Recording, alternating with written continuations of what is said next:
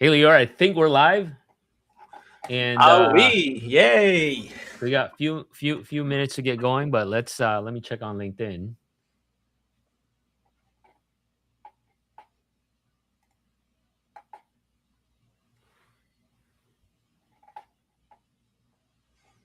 Okay, we're not quite live yet. It just says starting soon, so maybe it's 9:11. But I already Yes, broadcasted here. Yeah, perfect. So we are, yes, it's going to start as soon as it is.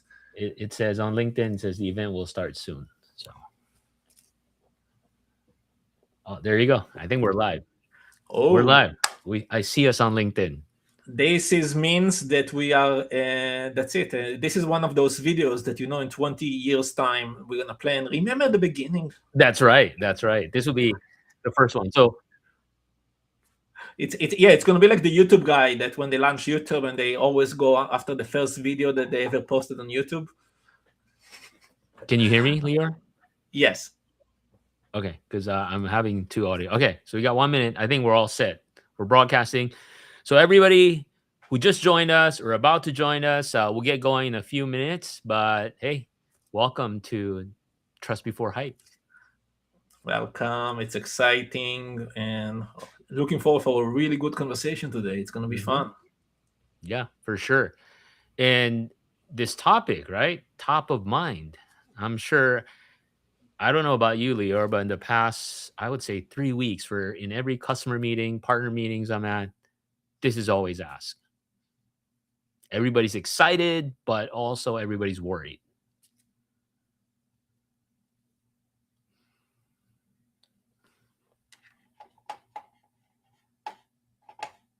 Are you there, Lior? Looks like you're frozen.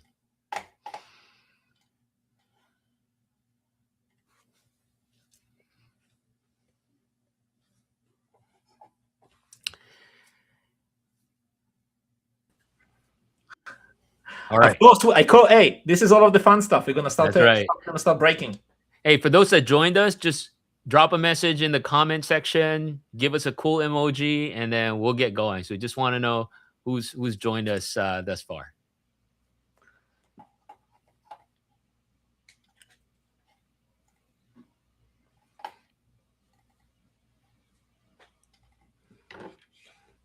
Okay, shall we start? Yeah. All right. So first and foremost, good morning, good afternoon, good evening to everybody who just joined us. Thank you. Thank you. This is the initial broadcast of Trust Before Hype. What do you Yeah, think about the name, Lior? this is the best name you came up with because the big picture around it is that everyone are hyped about AI, but first of all, we need to think about the security and how you trust it. And if you're wondering what's so different about this show, every 2 weeks, Leo and I will just have a straight talk on AI trust. No deck, no pitch. We'll unpack a certain topic. And certainly we invite your questions and comments as well. So pop it in the chat since we're on LinkedIn Live. And why today we're going to talk about who owns the agent, because identity governance is quietly buckling under all these AI agents. We see the news left and right. Some rogue agent went ahead and hacked another company. And but the problem is who's accountable, right, Lior? Yeah, it's pretty scary to read all of the news and see like the all of the things that we watched as kids in the movies of how AI gonna take over, and we see how AI is very smart and those agents. I think the big piece around it that we need to understand is one, not to be scared, but be aware, be prepared, and understand what are the risks and think about them when you design stuff. So this is pretty crazy to see it, that it's not just a book stories, it's actually a real cases that those companies are sharing. All right. So first, let's talk about the reality. Let's unpack some of the key scenarios out there and what's going on. Right. So first of all, non-human identities, also known as NHI, these are things like your service accounts, API keys, bots, actual AI agents, now outnumber human identities in the enterprise by 25 to 50 times in a typical organization, which is really crazy to think about, and up to 144 to 1 in cloud native DevOps environment. And then 51% of these organizations report there's no clear ownership of AI identities. This is from the World Economic Forum. 97 of these NHI have excessive privileges. Surprise, surprise. And just 0.1% of these machine identities control 80% of cloud resources. So what that means, if you compromise one of those, you pretty much own the environment. And only 15% of organizations feel highly confident they could actually prevent any type of NHI base attack. So, with that being said, Mr. Security, what's your perspective on this? We have done it. We all of those agents got those access rights because they made our life easier. A lot of people tested it, but I don't think that there is a blame for anyone here. It's no one understood the level of risk, the level of magnitude, the blast radius that something can happen. And something like that now we're getting to learn in the hard way, right? As similar as we were kids, right? Dux and I had an earlier conversation today. When you're a kid, you're very resilient, right? You fall. Sometimes even if your parents are telling you don't do something, you fall, you get hurt, you understand what the consequences. This is where we are. We are back to our childhood in a sense of looking at those agents. We are learning what those agents are capable and what they're not capable, where we need to help them to guide them, and where we need to be there to stop them. And those are the cases that sometimes we need to learn mistakes by ourselves, and sometimes we need to look at those use cases that we read online and learn from them to prepare our environment in much better. And I love that analogy. And Lior, in this case, frankly, we're all kids because it's so new, it's happening so fast. You know, I always say assume positive intent, right? Any organization, nobody's really malicious, but we're trying to figure this out all together. But the challenge here is just moving so fast, trying to keep up. You know, one of the core problems is the orphan agent. That's a common problem today, where if you're not familiar with what an orphan agent is, this is essentially an orphan non-human NHI. It's an active machine identity that doesn't really have an owner, business justification, or even retirement path. Nobody can say whether it should still exist or not, right? It's like back in the days. Remember SharePoint? You create a SharePoint site, and then once you're not using it, it's just there. Same with Teams. You create a team, and it's just there. But the difference with agents is that it's not just only accessing information, for example, but it can make decisions, it can make changes, it can do things that in some cases that may be detrimental to any organization. So this is a big challenge in a lot of organizations today. I talk to a lot of customers. I ask them, do you know how many agents you have in your environment? They're like, not really. And then we look at it. Suddenly they're surprised. Oh, we have tens of thousands of them. They don't even know who owns it. Yeah, and you know what? When you putting this point of view, I'm thinking about, actually, I'm coming from the intern life, and how we moved from on-prem to cloud native, and we did from a GPO to CSP. It was as an IT pro, you see so many GPOs, you never knew what they do. They were there for forever. Usually you're scared even to touch them because you don't know what they do. You don't want to break anything.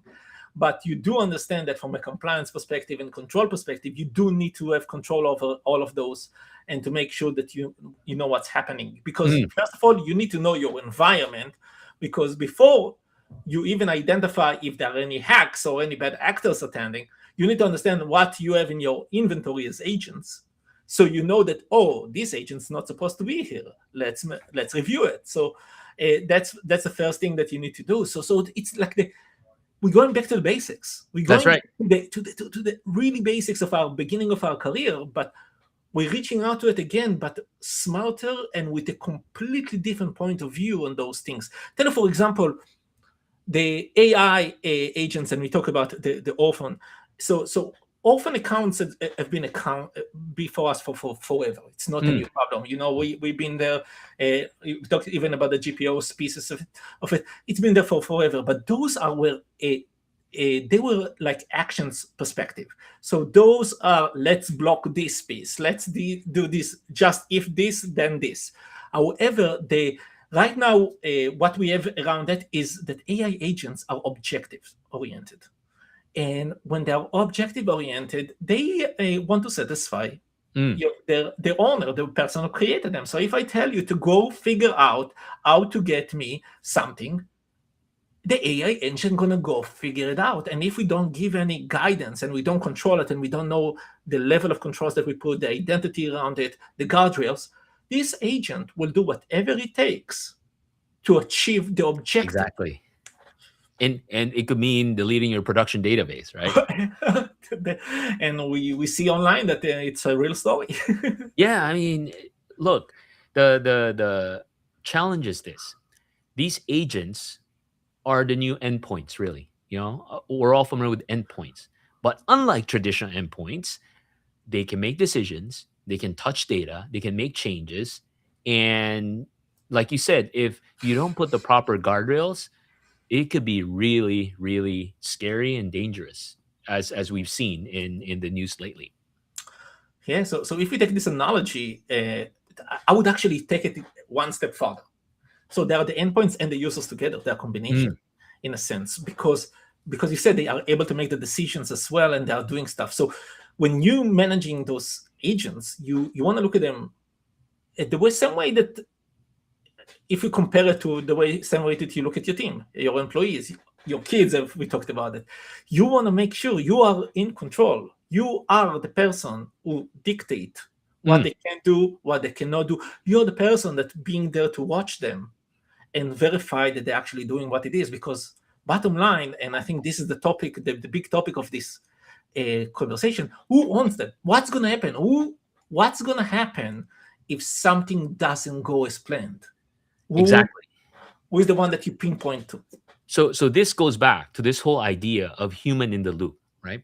So let's put it down simply. So today, for example, it doesn't matter what environment you're in. You may be using Google Gemini, Microsoft Copilot, but it's so easy to create these agents, which is fantastic. It empowers people. You can be more productive. You can create new solutions. Good stuff. But as they say, the Spider-Man movie just came out. With great power comes great responsibility, Yes. Spidey. And I think that piece is we don't spend a lot of time on, which we should.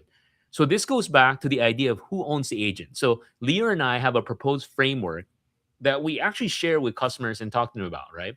And this is very straightforward and it's very basic, as Lior would put it.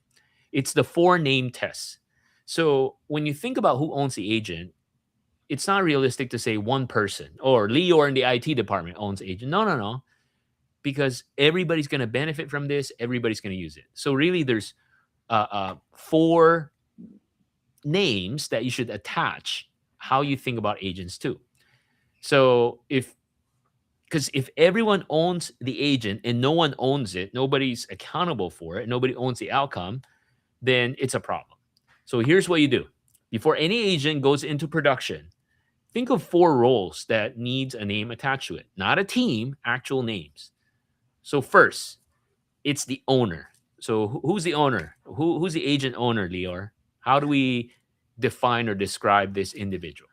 That's a good question. And you can look at it from so many different angles, right? But the owner for me is whoever kind of look at the life cycle, design the life cycle of the agent, what they're doing, what all of the processes, what they're looking to solve with this agent. You don't create an agent for creating an agent. You create an agent to put your expense report. So Exactly. that's what you need to do. You need to be very specific about what they do, and you want to verify because this agent will support you as the owner. Right. Therefore, you want to make sure that all of the processes that this agent follows is going through what you would have done as a human, and it just pretty much helping you Yep. automate and bring more metadata into your decision-making process. Yeah. So let's say you're in finance, you're in sales, you're in marketing, and I can see at some point, just like now everybody creates a SharePoint site or a Teams, everybody will be creating agents. So whoever creates that agent is the owner. And like Lior said, this connects to that life cycle. And that's the first one, right? The owner. Then after the owner, you have the next name that you need to tie the agent to is who's the reviewer, who spot checks these agent behavior against the intended behavior, not just something when it breaks. So in a typical organization, you may think, oh, maybe for now, because we're growing our agentic AI or AI practice, maybe it's IT, or maybe you have somebody in your department that serves as that liaison to IT that would just do a quick review. Hey, Lior, I built this agent. Can you play with it? Can you test it? Is it doing what it's supposed to, or am I missing anything? So you need that next person, the reviewer. Uh, Yeah, go ahead, Lior. Absolutely. And the reviewer, it's someone that you want to be from the outside, looking more from the IT and security space to make sure that it makes sense. So you are asking to do a task, but you really want to make sure that they don't break any guardrails that are against company policy or against or introducing any risks per se. Yeah. The third person, we talked about 4 names, right? Owner, reviewer. The third person is the approver.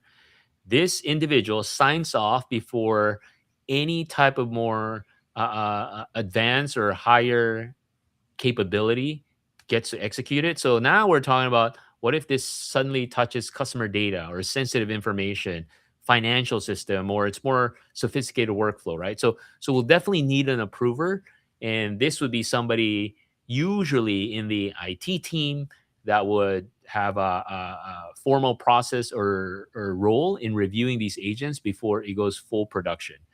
And this is really thinking about the governance aspect of it too, right? Because governance is such a big word. When we think about AI governance, it's multifaceted. One, certainly there's the agentic AI governance, what it touch, what it cannot touch, who created it, what action it's taking. So that's at the AI layer. But then there's also data governance for AI, because any of these AI capabilities will have to touch data at some point. So now we think about things like permission. Should it be able to access certain data? Should be able to write to certain data store, right? So it's really 2 layers of governance. It's the governance around the AI itself and the governance around the data. And this is why the approver is critical. Absolutely, and I will take it to a next level that we're not going to go deep into this, but it's something that maybe we can talk in the future.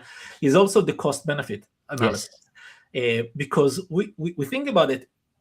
Agents makes our life easier, right? So everyone going to look to launch agents, but bottom line, if an agent using X amount of tokens that will cost us $1,000 to do a simple task that a human can do in 10 minutes, and at the cost of 10% of it or 5% of it, it also should be the consideration of, is this task, is this agent is actually driving value? Do we really need the data so quickly that it's going to cost us so much money in tokens perspective? So also from a token optimization perspective, That's right. It's another consideration. But let's focus on the security piece. But this is something that you want to plant in your brain when you think about all of the process. Oh, that's 100%. And this could be another episode, right? Let's just talk about consumption and token costs and deciding, what models to use, etc. Yeah. But this is really important, and that's where the approver comes in, right? Lastly, so we talked about the owner, the reviewer, the approver. The last name that you need as a part of ownership is the escalation lead. This person has the authority to pause or shut down the agent immediately when bad things happen. And I hate to say this, there's something's going to happen. It's never going to be perfect in any organization. This person can make the call, no waiting for a meeting or a committee to approve. It's just once they see it and once it escalates to this person, they can shut it down. And you need that person too. As organizations become more mature in using agents, as people start doing more sophisticated things, it's critical to have an escalation lead. And I think I want to emphasize what you just said, because I think you touched the spot on. It's the escalation piece. As in a situation of escalations, agents are able to cause damage very quickly if something doesn't go well. You don't want to wait for an opening a ticket, let me explain the objectives, what it's breaking and stuff like that. Do now ask forgiveness later. If you stopped an agent that you shouldn't have stopped because you took extra precautions, extra safety measurements, it's okay. It's better to be safe than sorry. So all of those pieces, you want this master, those like we see in the movies with the 2 keys that you switch them and like, that's it.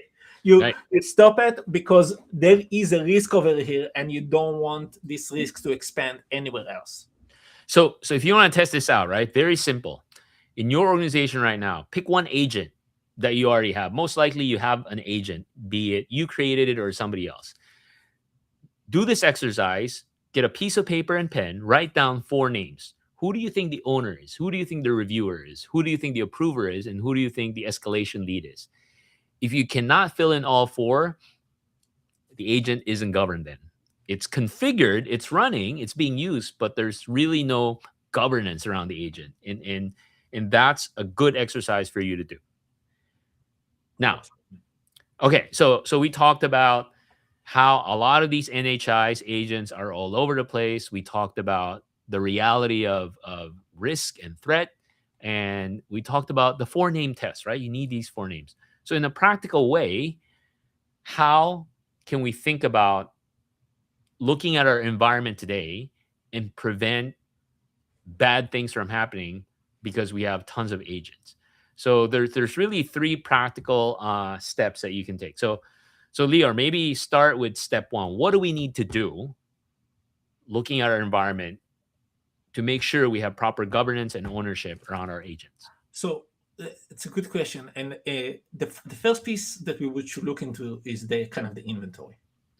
The piece about before you even run the agent on it, you want to see what's the process, what it's being followed, where it's accessing, what asset it's accessing, what type of task it's doing, all of those pieces. You wanna make sure that to understand who deployed the agents, who did everything. So you want to make sure that you, from a deployment perspective, you have full comfort level to understand what's the objective. Is the agent meeting the objectives? Who owns the objective? Yep. As you look at the inventory and what are the process. If you're looking, going back to the expense accounts, if you're going to company financial statements to do expense account agent, like something is weird here. So this isn't something that you want to look from an inventory perspective. Yeah, and that's important, right? Because you don't know what you don't know. So running a full inventory and discovery what you have. Now you may wonder, well, how can I do that? Depending on your provider, there's tools and ways to do it. Like Microsoft has Agent 365. You can do an inventory. I'm sure other providers have tools. But so there's really no excuse, but you have to run an inventory to see what you have in your environment.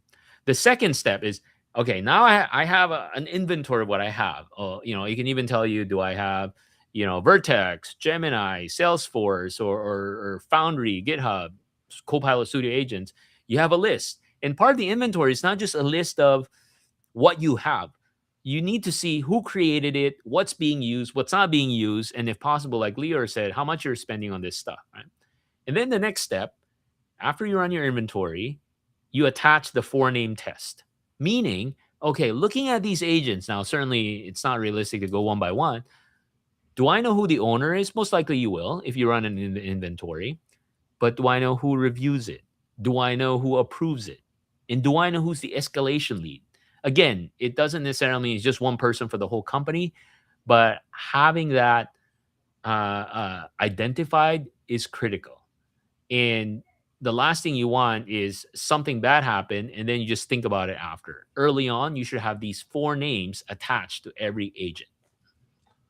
Yeah, and that's a good point, because this is another verification piece. But and another thing that we want to do is another step is the credential. You want to do a credential rotation. So you want to make sure that you do some sort of a review of the cadence, and you don't just launch and forget. There is a regular process in place. Now, something that another piece that I would think about is adds a little bit more time, add a little bit more processes. Yes, I know when we're looking at AI, we are looking about reducing processes, automation. But like we said, as the kids, you need to experience, slowly fail and learn, is to add some sort of like just-in-time credentials. So for some specific scenarios about write access, especially to production, you want to access some sort of, the agent will ask a specific access rights specifically for their specific task. Yes, it's annoying because a human needs to review it and need to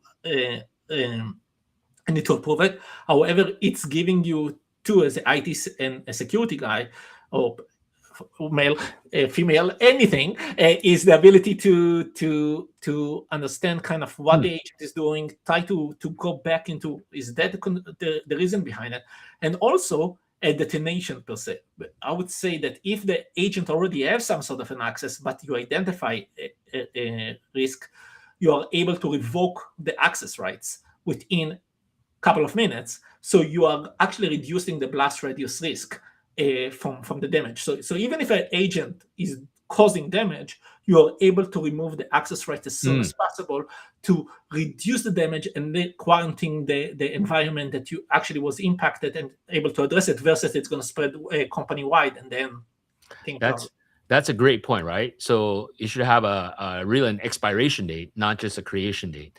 So again, 3 practical moves to think about how you stop these orphan agents. 1, run an inventory, make sure there's 4 names attached to your agent, and then set a credential rotation and review every month. So I want to take this time. I know we have maybe 6-7 minutes left. To our audience out there, I'm curious if we were to ask you right now, can you name the owner at least of your most active AI agents, and or would there be a pause? Pop in the comment if you can. Can you name the owners of agents in your organization today? And no judgment. Again, we're all learning together. And also, if you have any questions, pop it in the chat. Lior and I will be happy to answer it. And if we don't know the answer, we're going to look for the answer and get back to you. Yeah. So another piece to think about is, do you even have a source or place to look at all of the agents running in your organization? Do you even able to see? Because people, especially at the beginning of AI adoption, people test a bunch of agents, launch and forget about them, like we talked at the beginning. Do you even have access to see those type of agents that are running on the environment, and how you block those agents that are not relevant anymore, that were test agents but they're still running because no one turned them off? Lior, I'm just curious, in your recent conversations with customers and partners, is this top of mind? Are you hearing this a lot or starting to hear this a lot? Because it's not even a question about, are we going to use AI or not? It's already there, right? Unfortunately, speaking to community a lot, and it's not a topic that a lot of people are thinking about. And the reason behind it is because it's not something that people even get to think about. They're thinking about the existing state of how you ran your environment until now. And it's not something that they even think about. For example, let me give you something that I don't want to shift the conversation. It's even data governance, like you talked at the beginning. People are like, oh, I need to categorize all of my data sets, confidential or public. Classify it, yeah. Yeah, and you might have, as a company, you've been running on SharePoint and OneDrive for ages, and you have like 20 million files that no one touched for 4 to 5 years. But now when you use AI for it, you are able to find information that people thought that because it's on their personal shared drive, personal under the corporate environment or OneDrive, they are safe and only they have access. You never know who you shared access with in the past that switched roles and now it's extremely irrelevant. All of those pieces, these are the basics that it's not that you are not, that security experts are not aware and not educated. It's just a different way of thinking. That's right. The change management piece around it. Yeah, and the difference now too is, in the past, historically, right? When you think about the setup of IT, oh, you own security. Dux owns collaboration. Somebody owns, unified communications. But that won't work anymore, right? Everybody has to work together and at the very least have some knowledge of all the other pieces. To your point about data, this issue has been around for a while, right? Things like data security, the problem with oversharing. If I share something with you, you share it with Joe shares it with Lisa. Now AI thinks, oh, Lisa's supposed to have it, right? So now suddenly she starts seeing things she's not supposed to. Or even you talk about data, 20 million files from 7 years ago. Sometimes customer complain to me, oh, Copilot's not good. The results are not good. Well, yeah, because it's looking at your data that's 15 years old sitting in your tenant, right? So all these fundamental things, while certainly we're excited to build agents, to create new cool stuff, but if the underlying data that these technology would rely on is in a bad place, then garbage in, garbage out. And that's another thing that I'm planting seeds over here for future sessions for token optimization, right? Because if your agent is running and got check on 20 million files from 7 years ago, but you are looking for solutions for this fiscal year, you also burned so many tokens just researching and analyzing 20 million files that are completely not relevant. Yeah, yeah. In the other part, the last part too is, let's not even talk about AI. And I know you already work for Microsoft, but let me ask you a question. What's the storage limit on a typical user in 365? You know? Can you say it again? I'm sorry. What's the storage limit for a user? So usually I think it's a terabyte. A terabyte. You're right. Yes. Depending on the license, but it's a terabyte. Yeah. So imagine you have so much stuff in there, and guess what? 60% you're not even using because it's from 8-10 years ago.